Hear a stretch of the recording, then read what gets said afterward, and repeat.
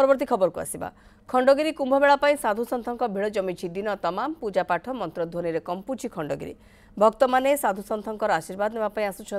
आज सका दूर दूरांतर आसीथिबा साधु सन्थ मैंने पूजापाठ आरंभ करी घोड़ा नहीं आसी छुआ बाबा खंडगिरी कुंभमेला अखंड ध्वनि जाली ध्यान मुद्रा बसी भक्तों दुख शुणुंट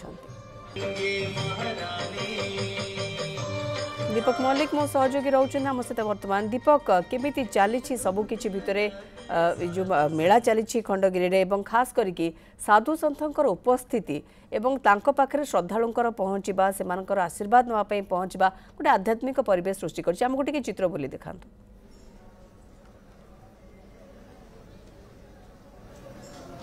निश्चित भाव में कुंभमेला साधु सन्तर भिड़ जमी आम बर्तमान अच्छु छुआ बाबा निकट में जहाँ आशीर्वाद नापी भक्त मान भिड़ जमी सुदूर से घोड़ा जगे एठार आसी पहुंची आप देखिपे बर्तमान बसी ध्यान भक्त मैंने निकट में पहुंचुंट अंपटे अखंड ध्वनि जलुची ध्वनि केवे लिभिब ना आउ गोटे दृश्य आम देखापी चाहबू और किसी प्रतिक्रिया नवा छुआ बाबांकर जो भक्त मैंने आसुंच वास्तविक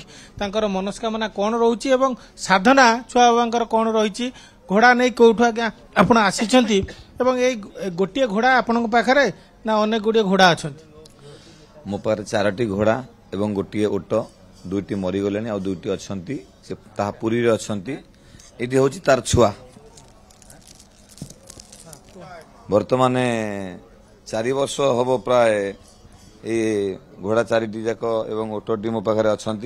ओटटी अच्छी एवं 2टी घोड़ा अच्छा 2टी मरीगले आउ गोटे वार्ता दौरान हे ईश्वर विश्व को रक्षा कर ए घोड़ा पछरे कौन वार्ता रोची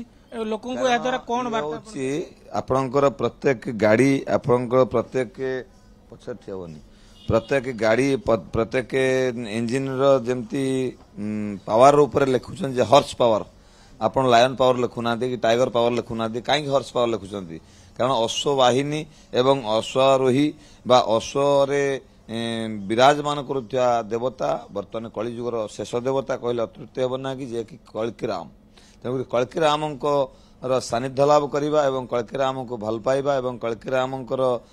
कबलरू रक्षा पाइबा भक्त मान को रक्षा करने ये अश्वर आवश्यक एवं भविष्य में जान एवं वाहन एवं जंत्र चालन वाद्य जंत्र चालन मोबाइल ए सबू हुए तो भविष्य को बंद हो पूर्वर ए सबू निश्चिंत अभ्यासगत जोगजुग्दान अभ्यास बिल्कुल समय सहित परिवर्तन आवश्यकता एक कथा को जहाँ जड़े साधु कथा रखुंट कहवा कथा आग को जाकि आमको आवश्यकता पड़ो गमनागमन हो अन्य कार्य हो प्रकृति सहित मिसिकी जिते मनीष रही जाकि आग को सेते मात्रा हुए तो जिनस परिस्थिति खराब न हो पारे ये किसी वार्ता दौरान यही वार्ता अनेक साधु सन्थ खंडगिरी पाददेशर दौरान साधारण लोकों समाज दीपक मल्लिक रही मो सहयोगी अधिक सूचना ए खबर पर आमको दौले।